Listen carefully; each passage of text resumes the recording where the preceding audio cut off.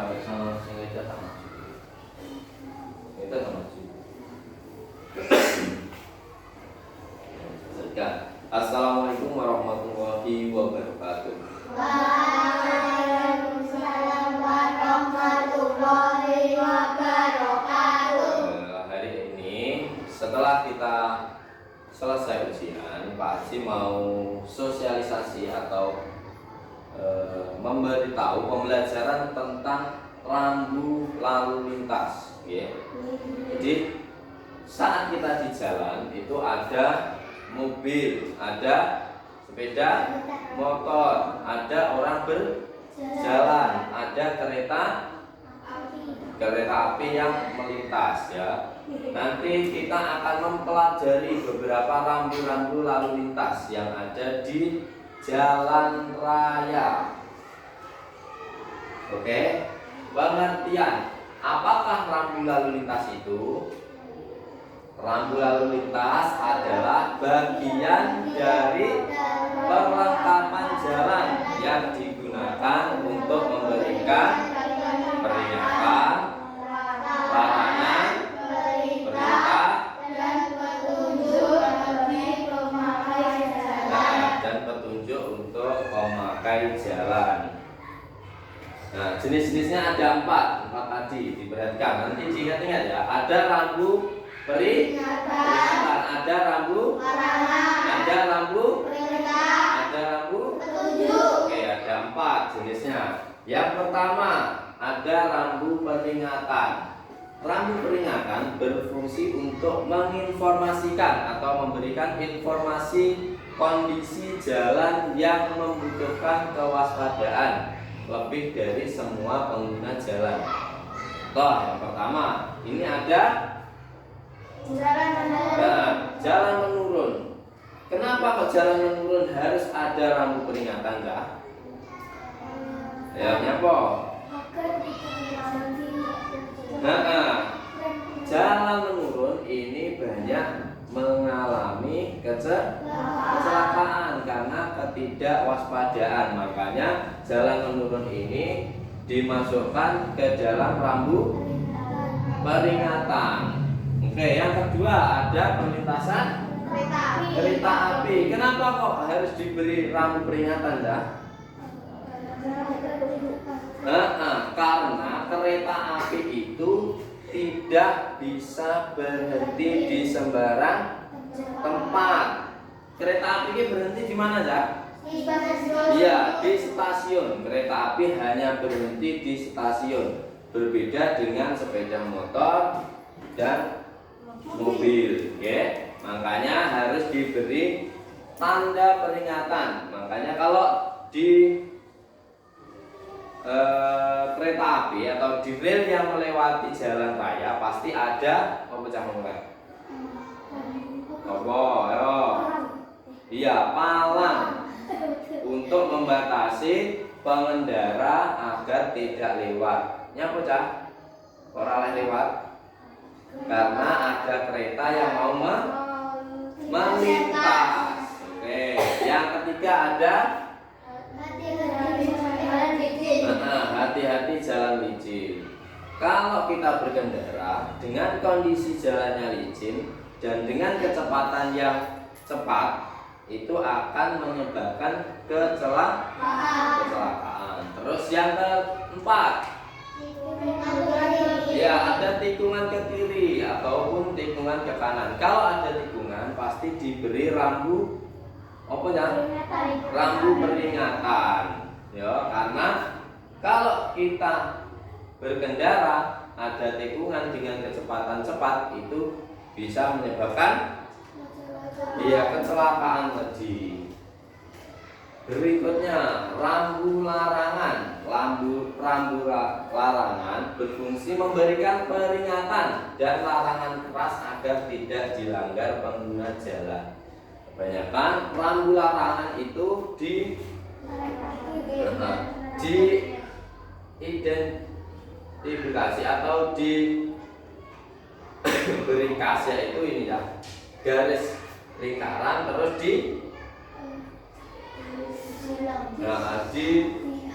strip atau disilang ya. Jadi diberi garis ini. Ini berarti tanda larangan. Yang pertama dilarang parkir. Sering melihat? Nah, sering. Secara umum ini sering. Terus yang kedua, ya dilarang berputar balik. Biasanya dilarang putar balik ini ditaruh di jalan-jalan cepat, jalur cepat kan. Jadi lek wong pedang, mobilan banter kuwi engko enek tikungan arep belok kuwi mesti ana tandane dilarang putar baliknya. Apa lek putar balik resiko kecelakaan, soalnya jalannya cepat. Nah, kayak wong pedang, wong mobilan kuwi kali mobilan yang berbeda cepat atau banter. Yang ketiga, dilarang mendahului. Iya dah, ora oleh salip salipan. Ya.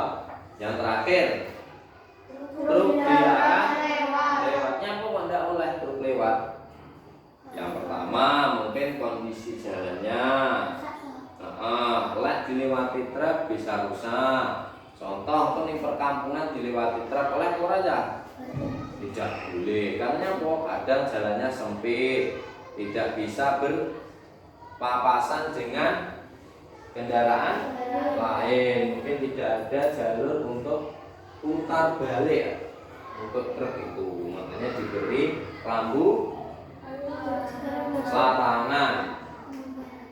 Nah, yang ketiga, rambu perintah. Rambu perintah berfungsi untuk menyatakan perintah wajib bagi seluruh pengguna jalan. Nek perintah berarti boleh dilakukan. Ya. Contoh, yang pertama ada tanda parkir. Nah, lingkungan parkiran ini biasanya dikasih tanda parkir, berarti untuk parkir wilayah itu untuk parkir. Ya, yang kedua, nah, jalur bus. Biasanya kalau di gerbang tol, lewat tol, nah ngono kayak tulisannya enek gambare. Iki jalur tol, iki jalur mobil, apa ya? Mobil kecil, iki jalur untuk truk. Nah, itu biasanya ada. Yang ketiga ada tanda darurat. Nah, biasanya kalau di hotel-hotel atau apa itu kan ada lift, ya, ada juga tangga darurat. Tangga darurat itu digunakan untuk apa aja? Ada situasi dan kondisi yang tidak memungkinkan melalui jalur utama atau jalur lift tadi. Jadi lift rusak, kayak kebakaran atau apa, bisa lewat tangga darurat. Yang terakhir jalur sepeda. Biasanya kalau di jalan raya, jalannya besar itu ada garis diwi, ada gambar sepeda, ya sepeda ontel. Ya, kuwi digawe atau digunakan khusus untuk sepeda ontel. Ya, sepeda motor berarti ora oleh. Terus lampu petunjuk, nah, berfungsi untuk memandu pengguna jalan selama perjalanan atau memberikan informasi lain kepada pengguna jalan. Jadi lampu petunjuk ini hampir sama dengan rambu apa yang pertama, peringatan parkir, petunjuk 3 parkir, petunjuk 3 apa sih? Oh iya, pengguna jalan. Jadi nek lampu merah enek garis ini aja. Nah, ini untuk pengguna berjalan kaki. Dari ini nomor 3. Ini petunjuk rawan longsor dan juga ada hewan buas. Di kadang nek gunung enek banjir, enek longsor, kayak kadang ada hewan-hewan itu yang berlari secara sembarangan. Lek kita jalan, contoh perjalanan Trenggalek ke Panggul, lewat alas saja. Nah, kayak kadang lek enek longsor, enek gempa, kadang ada hewan-hewan buas yang menyeberang secara sembarangan. Makanya diberi tanda ini biar kita lebih berhati-hati. Terus yang terakhir itu ada lampu petunjuk, ada belok kanan, belok kiri. Itu biasanya di sini ada petunjuknya ya. Contoh yang mudah di sini rumah kepala desa atau contohnya rumah RT, jalannya kemana. Jadi tidak perlu kita bertanya kalau sudah ada lampu petunjuk. Contoh rumahnya Raka di Kertosono, kalau dari sini nyanyi arahnya munggah. Engko teko nggone Mbak Sus belok kiri, lurus sampai menemukan jembatan Sangkre. Terus di pertigaan Padas belok. Nah, untuk sampai menemukan rumahnya Raka. Itu tunjuk jalan ini ya. Nah, ini simbol dan warna rambu lalu lintas. Yang pertama, tanda apa? Iki apa ya? Mobil atau truk. Iki enak. Warnanya apa? Merah. Berarti tanda larangan. Terus lek kuning. Apa? Peringatan adanya potensi bahaya. Terus warna biru. Nah, tanda perintah atau informasi umum. Warna hijau apa? Informasi rute atau arah. Ini lek merah larangan, lek kuning peringatan, lek biru perintah, lek hijau informasi perintah. Nah, manfaat mematuhi rambu lalu lintas. Yang pertama apa? Mengurangi resiko kecelakaan. Anak-anak, orang dewasa maupun orang tua yang mengerti rambu-rambu lalu lintas, paham. Lek merah larangan, lek kuning peringatan, lek biru perintah, lek hijau informasi rute. Nah, lek kalian paham dengan keempat itu, nanti bisa mengurangi resiko kecelakaan. Yang kedua, menciptakan ketertiban di jalan. Jadi tertib. Lek iki wayahe digawe pengendara sepeda motor, iki wayahe digawe roda 4 atau mobil, iki digawe pengguna pejalan kaki. Wayahe digawe wong laku ora oleh diliwati sepeda motor atau mobil. Gennya apa? Gen menciptakan ketertiban di jalan. Terus yang ketiga, menjaga keselamatan diri dan orang lain. Jadi ngerti rambu-rambu lalu lintas itu bermanfaat bagi kita sendiri maupun orang lain. Mari kita patuhi rambu lalu lintas yang kita temui di jalan. Oke? Jadi itu beberapa contoh materi tentang rambu-rambu lalu lintas yang ada di jalan.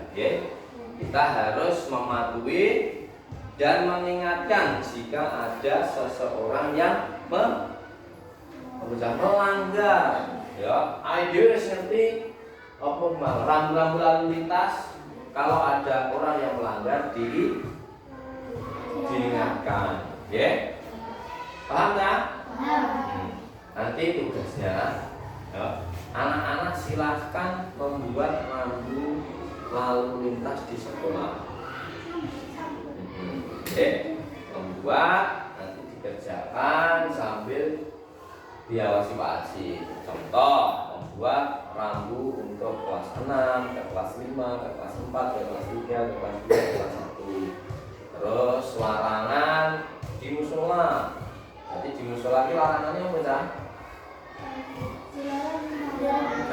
Dilarang memasuki musola menggunakan alas kaki seperti sepatu maupun sandal. Nah, jadi seperti itu. Ini kalau di jalan rambu lalu lintas. Kalau di sekolah bisa seperti itu tadi, jalan rute petunjuk mau ke kelas, mau ke perpus. Terus larangan untuk memasuki musola. Jadi seperti itu, oke? Ada yang bertanya?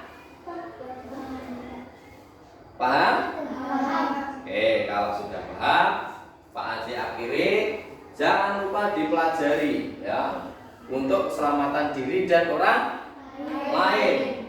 Lek kita sudah paham, harus mengingatkan orang yang melakukan kesalahan. Contohnya sing simpel, merah, kuning, hijau. Maksudnya merah itu apa? Maksudnya merah.